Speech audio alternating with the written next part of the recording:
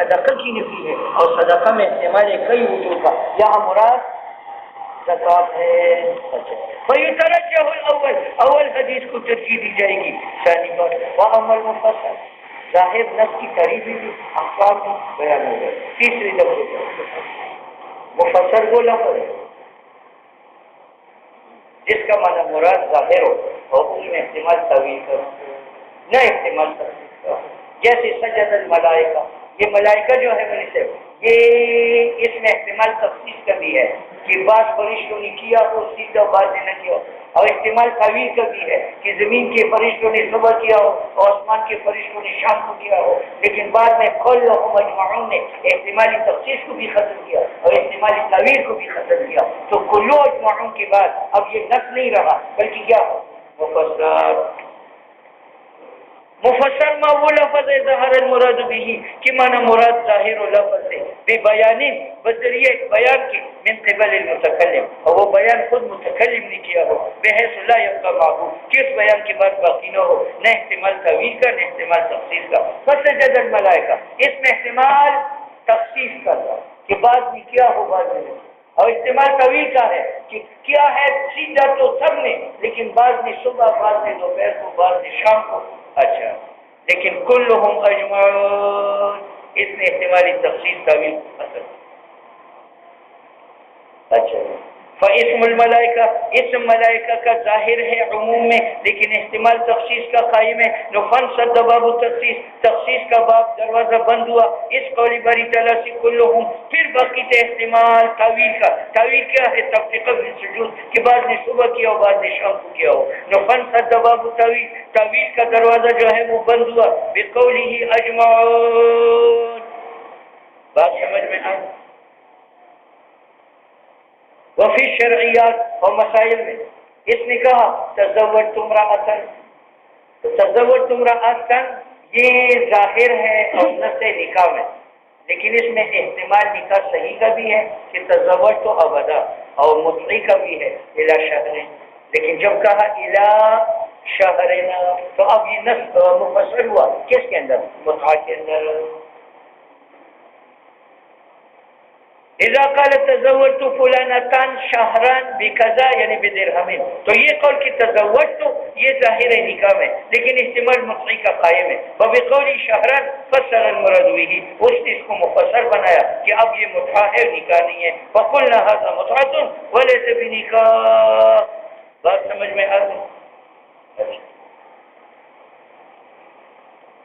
دوسری مثال لو قال لفلان علی الف، یہ نص ظاہر ہے وجود الفاظ، لیکن اس میں احتمال ہے کہ یہ الفاظ میں نے غسل کی ہے یا اس کی امانت ہے، تو میں نے تفسیر کی کہ میں نے یہ غلام خریدا ہے، اب یہ مفسر ہوا، اب احتمال نہ غسل کا ہے نہ احتمال امانت کا، یا من ثمن هذا المتاع، تو یہ قول علی الف یہ نص وجوب الف میں، لیکن احتمال تفسیر کا باقی ہے، وبقولی من ثمن هذا الحق یا من ثمن هذا المتاع بین المراد به، اس نے بیان کیا کہ وہ الفا غصباً نہیں ہے اور عاریتاً نہیں ہے، امانتاً نہیں ہے، بلکہ شرعاً ہے۔ فیترجح المفسر علی النص، حتی موقع پر وہ الفا لازم نہیں ہے الا عند قبض العبد او المتاع، جب تک عبد و مکان کو قبض نہیں۔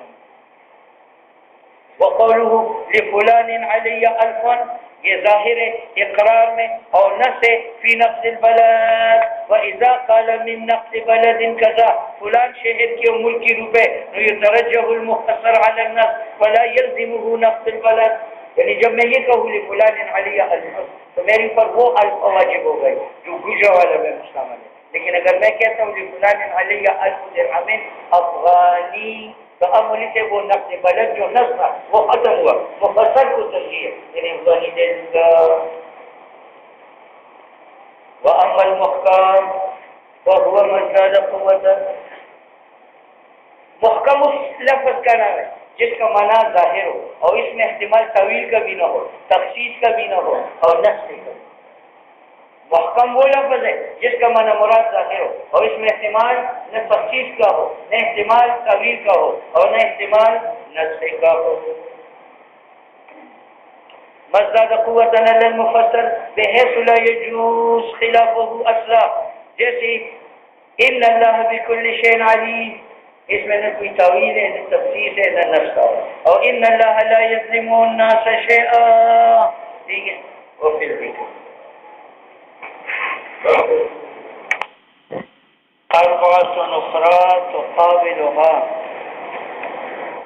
پھر ان چار کے لیے جو ظاہر نص مفسر محکم ہے، اربعۃ اخرى، چار اور ہے جو ان کا مقابل ہے.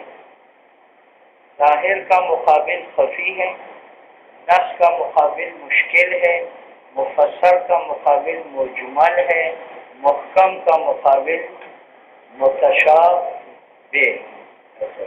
وضد الظاہر الخفی، ظاہر کی ضد خفی ہے، نص کی ضد مشکل ہے، مفسر کی ضد مجمل ہے، محکم کی ضد متشابہ ہے. اب خفی چونکہ ظاہر کی ضد ہے اور ظاہر میں ظہور سب سے کم تھا کہ معنی ظاہر ہو مگر لفظ کا شوق و وضوحی نہ ہو، تو اسی طرح خفی کو کہتے ہیں جس کا خفا کم ہو. کم کا معنی یہ ہے کہ باعتبار لفظ کی نہیں ہے بلکہ باعتبار امری خارج کے ہیں. خفی ما وہ لفظ ہے خفی المراد بھی کہ معنی مراد پوشیدہ ہو، بعارض امر خارج سے، لا من حیث صیغہ، نہ باعتبار لفظ کے. جس طرح السارق والسارقۃ فاقطعوا ایدیہما، اب یہاں تو قرآن کریم نے بتایا کہ سارق مرد اور عورت کا ہاتھ کاٹو، لیکن سارق کے علاوہ عرب میں دو نام اور ہے، ایک کا نام ہے طراش جیب تراش، اور ایک کا نام ہے نقاش کفن کش. ٹھیک ہے. اچھا اب یہاں ان دونوں کا جیب تراش کا نام طراش کے ساتھ اور کفن کش کا تسمیہ نقاش کے ساتھ تھا، اس لیے خفا پیدا کیا کہ آیا حکم قطعی کا ان کو شامل ہے یا نہیں. تو سارق کے لفظ میں خفا نہیں ہے، خفا امر خارج سے آیا، وہ کیا ہے؟ تسمیہ جیب تراش اور کفن کش کا جدا نام کے ساتھ، جدا نام ہے طرار و نقاش. تو یہ آیت کریمہ خفی بنا طرار و نقاش میں. اب خفی کا حکم یہ ہے کہ ہم غور کریں گے کہ طرار اور نقاش میں سارق سی کمی ہے تو پھر تو فقطعوا کا حکم ثابت نہیں ہوگا، اور اگر زیادتی ہے تو پھر حکم ثابت ہوگا. تو ہم نے طرار میں اضافہ دیکھا، زیادت دیکھی، کیونکہ سارق تو ایک نوع غفلت کے ساتھ مال چوری کرتا ہے اور طرار بیدار مالک سے چوری کرتا ہے، تو اس کا ہاتھ کاٹا ہے. اور نباش کے اندر کمی موجود ہے کیونکہ سارق تو نائم سے چوری کرتے جو زندہ ہے اور نباش مردہ ہے.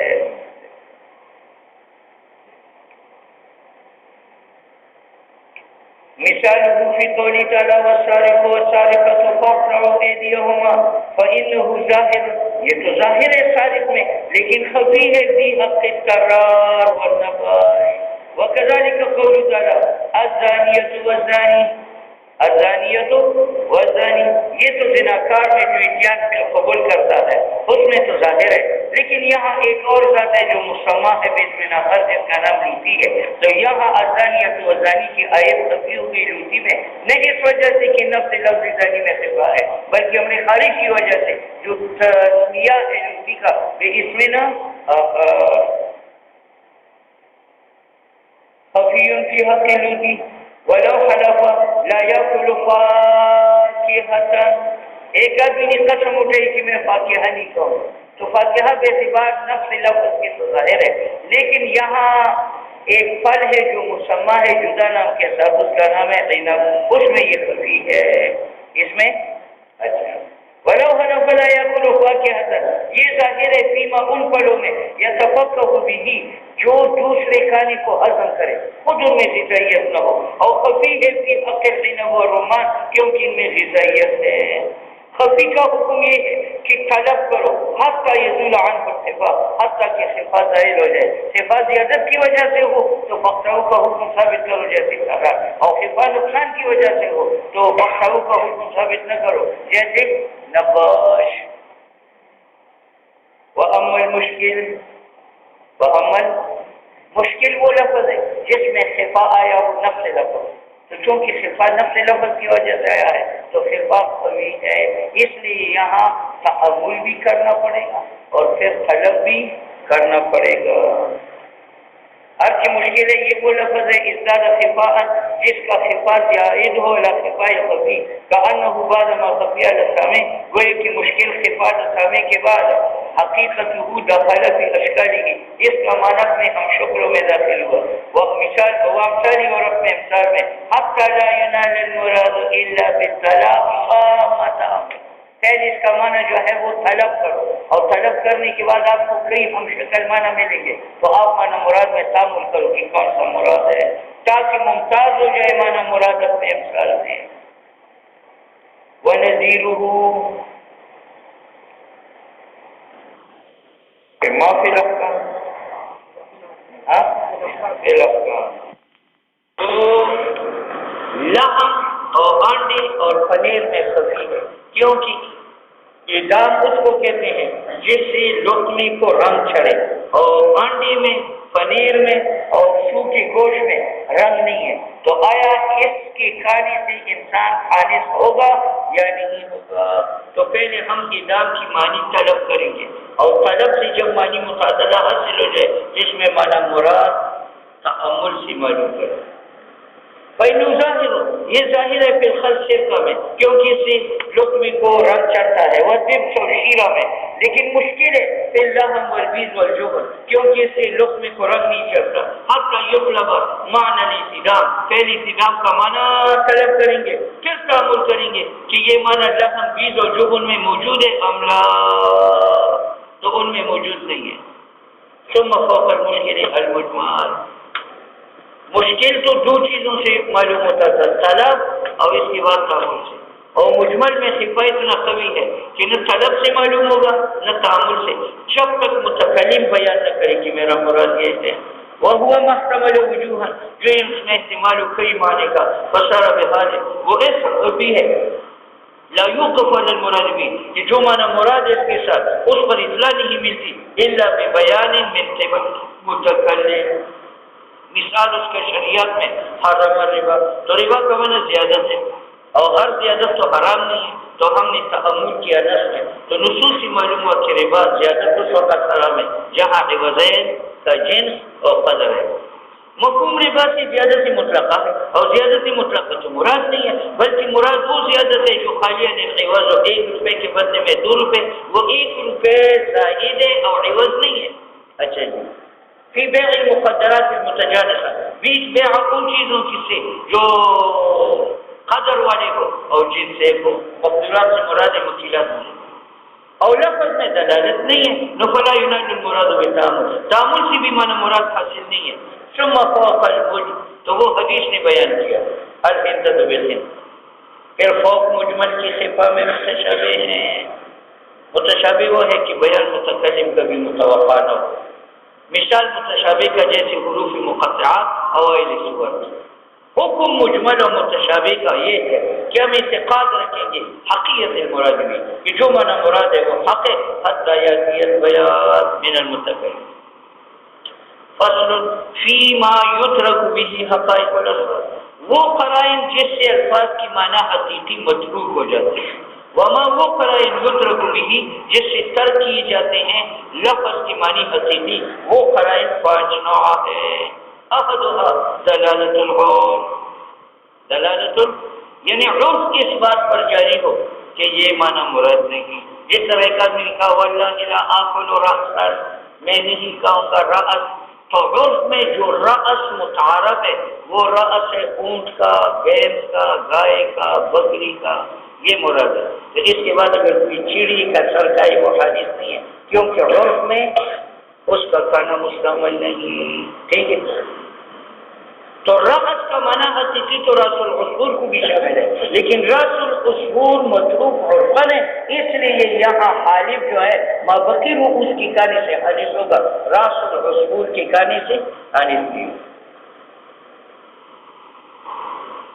ایک یہ دلالت العرف، وذالک لأن ثبوت الاحکام، احکام کا ثبوت الفاظ سے وہ بسبب دلالت لفظ کے ہیں اس معنی پر جو مراد متکلم کا ہے. تو جب معنی متعارف بین الناس ہے تو یہ معنی متعارف دلیل ہے کہ یہ مراد ہے ظاہرا، اسی پر حکم مرتب ہوگا.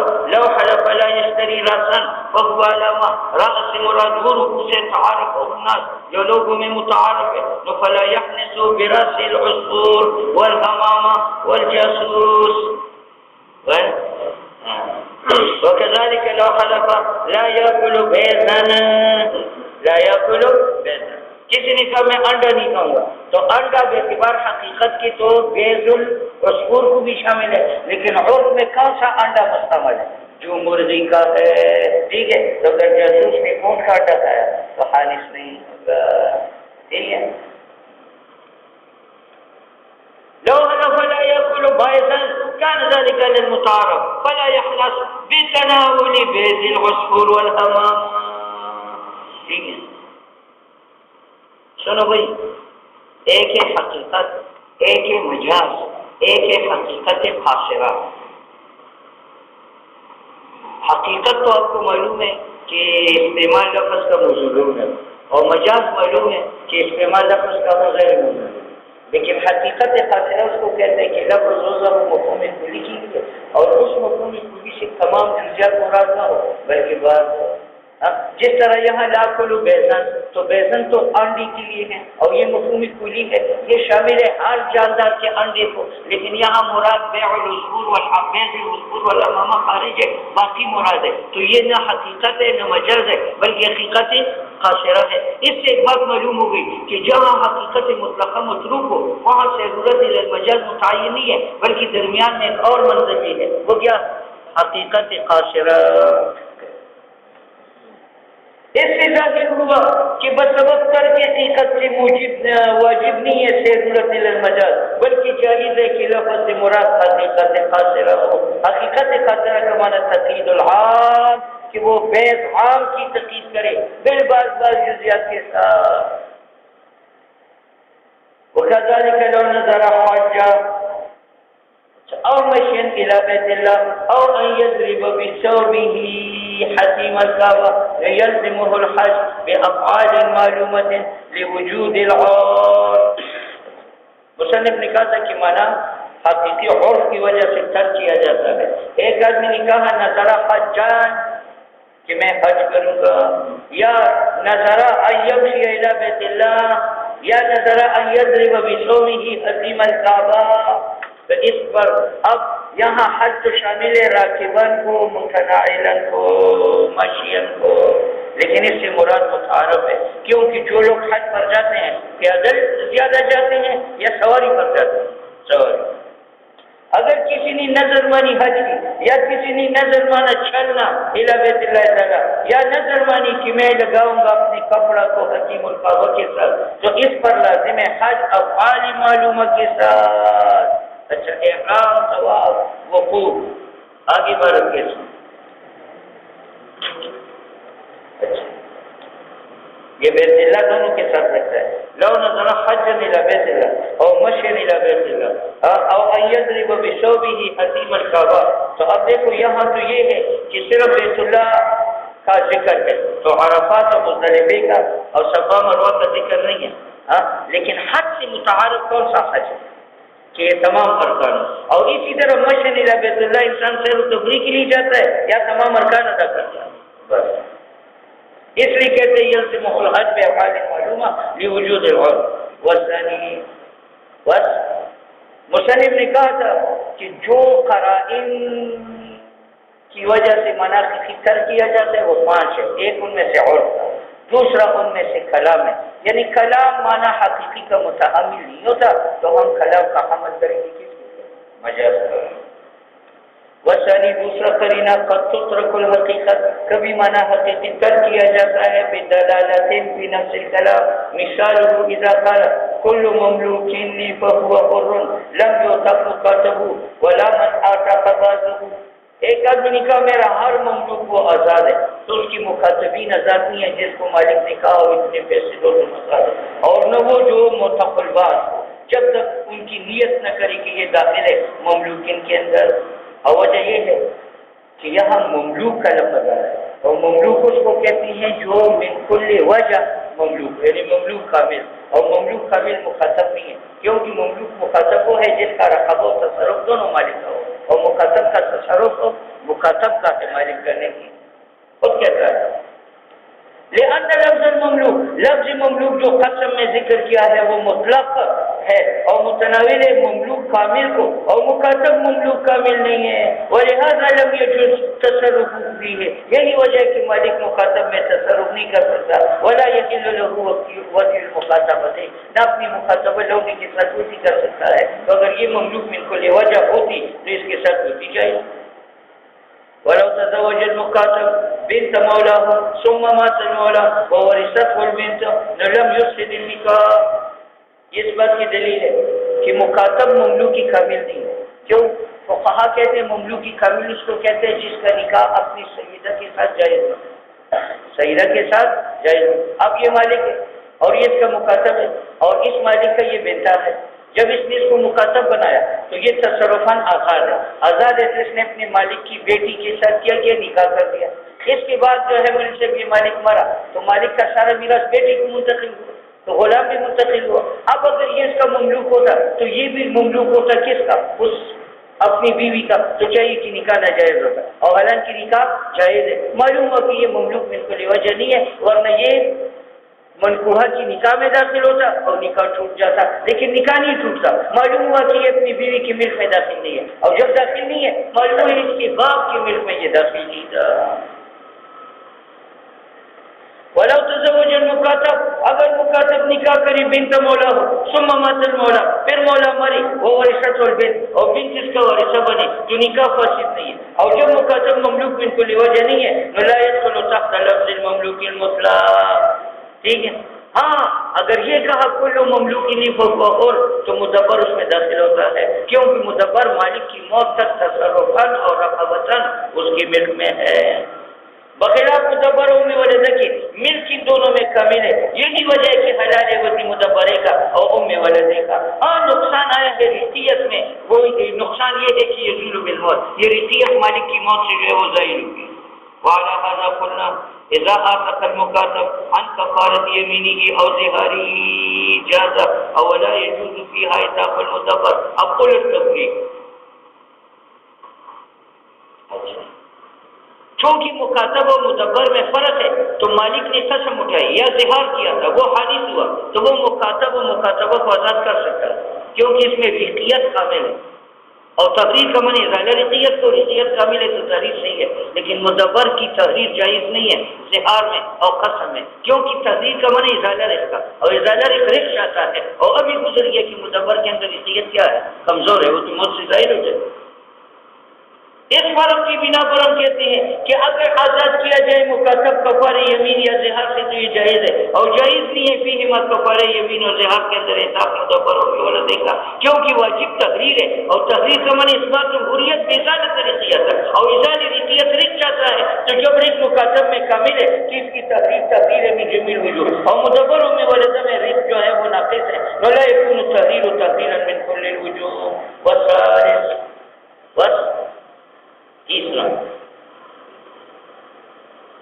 تیسرا وہ قرینہ جس کی وجہ سے منع حقیقی کار کیا جاتا ہے وہ سیاقی کلام ہے، سیاقی کلام بتلاتا ہے کہ یہاں لفظ سے مراد منع حقیقی نہیں ہے بلکہ منع مجازی۔ قد تترك الحقيقة بدلالة سياق الكلام، قال في السير الكبير إذا قال المسلم للهربي أنزل كان آمنا، ولو قال أنزل إن كنت رجلا فنزل لا يكون آمنا۔ آپ نے ہندو کا محاصرہ کیا، اس نے کہا امان دو، مسلمان نے حربی کو کہا انزل اتر، جب اتنا کہا تو اب اگر وہ اتر آئے گا اس کو امان سمجھ، اگر مسلمان نے کہا انزل ان کنت رجلا، اب انزل سے امان ثابت نہیں تھا، کیونکہ سیاق کیا بتاتے ہیں ان کنت رجلا، یہ دھمکی ہے، امان دینے کے لیے نہیں ہے، یہ ہے محل استشہاد، یہ ان کنت رجلا یہ ہے سیاق انزل کا۔ ہاں تو اس نے بتایا کہ انزل سے مراد کی اجازت و امان نہیں ہے بلکہ دھمکی اور قتل ہے۔ ولو قال انزل ان كنت رجلا فنزل لا يكون آمنا، ولو قال الحربي الامان الامان فقال المسلم الامان الامان. حربی نے کہا امان دو امان دو، مسلمان نے کہا امان ہے تو یہ آمین ہے. یہ مالی استرشاد نہیں ہے، مالی استرشاد یہ ہے ولو قال مسلمان نے جواب میں کہا الامان ستعلم ما في الغد ولا تاجر حتى ترى. اگر مسلمان نے کہا کہ امان ہے عن قریب پیشان ہوگے وہ قتل جو تمہیں کل ملے گا اور جلد بازی نہ کرو حتیٰ کہ تم دیکھو گے. وہ اترا ولا يكون آمنا، یہ ستعلم ما تلقي غدا ولا تاجر حتى ترى، یہ سیاق ہے اس بات کا کہ الامان سے مراد امن دینا نہیں ہے، دھمکی ہے. ولو قال اشتري جاريا لتخدمني فاشترى العميا. دیکھو بھائی مولانا روم نے چیڑی کو کہا اشتری جاریتاً لتخدمنی، تو میری لیے ایک لونڈی خریدو کہ میری خدمت کرے. تو جاریہ تو حقیقت ہے لنگڑی میں بھی، اندھی میں بھی، شل میں بھی، صدی میں بھی، لیکن بعد میں کہا لتخدمنی. اور خدمت کون سی لونڈی کرتے جو عمیہ نہ ہو، ٹھیک ہے، یعنی سما نہ ہو. تو معلوم ہوا یہ تخدمنی سیاق اس بات کا کہ جاریہ اپنے عموم پر نہیں ہے بلکہ اس سے مراد صحیح تو درست ہے. اشتری جاریتان یہ لفظ ہے اور تقدیمنی یہ وہ سیاق ہے. فرسٹ طرف چیزی نے ایک اندھی و شلا لنگڑی لولی لی لولائی جنسو. اور اگر کہا اشتری جاریتان حتی اتعاها نو فرسٹ طرف اختف من الرضا لا يكون عن الموقف، کیونکہ جاریتان اگر کہ اختر ضعیف بھی شامل ہے لیکن اتعاها بتلاتا ہے کہ اس سے مراد وہ ہے جس کے ساتھ کتی حلال ہو. ٹھیک ہے. وعلى هذا قلنا قول عليه السلام إذا وقع الذباب في طعام أحدكم فانقلوا ثم انقلوا فإن فيه دجناه إذا وفي الأخرى دواء وإنه ليقدم الداء على الدواء.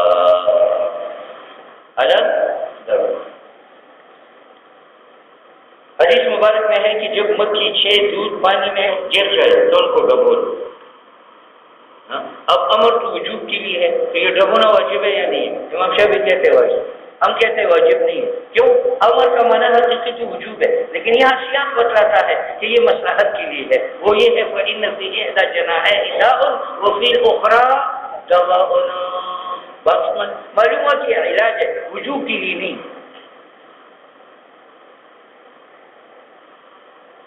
ولہذا اور اس بنا پر کس سیاق کی وجہ سے مناقی کی ترک کیا جاتا ہے.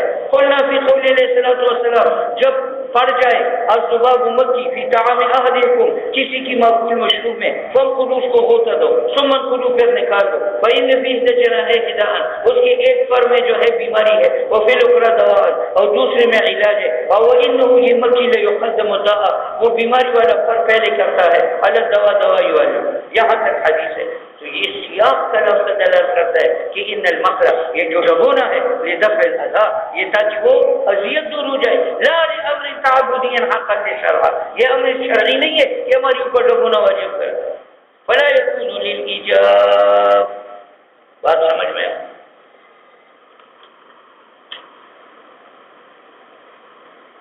اچھا. انما صدقات اس مسئلہ میں اختلاف ہے کہ اس پر زکات واجب ہے تو یہ تمام فقراء مساکین و ذوی القربہ کو دے گا یا ایک کو دے گا تب بھی ذمہ فارغ ہے. امام شافعی فرماتے ہیں تمام کو دے گا تب ذمہ فارغ ہے. ہم کہتے ہیں اگر ایک کو دے گا تب بھی. امام شافعی نے دلیل پیش کی انما صدقات للفقراء والمساکین الی آخرہ 8 اصناف کا ذکر. بات سمجھ میں؟ ہم کہتے ہیں اس آیت کا شوق بتاتا ہے کہ اس سے مراد تمام فقراء نہیں ہے. اصل میں ہر آدمی مال غنیمت میں صدقات میں زکات میں امید رکھتا تھا کہ مجھے مل جائے. تو اللہ نے ان 8 اصناف کا ذکر فرمایا کہ جو مانگنے والا صدقات کے 8 میں ان کو ملے گا نہیں ملے گا. تو اس کا مقصد یہ نہیں ہے کہ اپنے صدقات میں تمام تک پہنچاؤ بلکہ مطلب یہ کہ ان کے اختیار کو امید نہ. بات سمجھ میں؟ وقوله تعالى انما الصدقات للفقراء عقيب قوله تعالى ومنهم من يلمزك في الصدقات. بعض آپ کو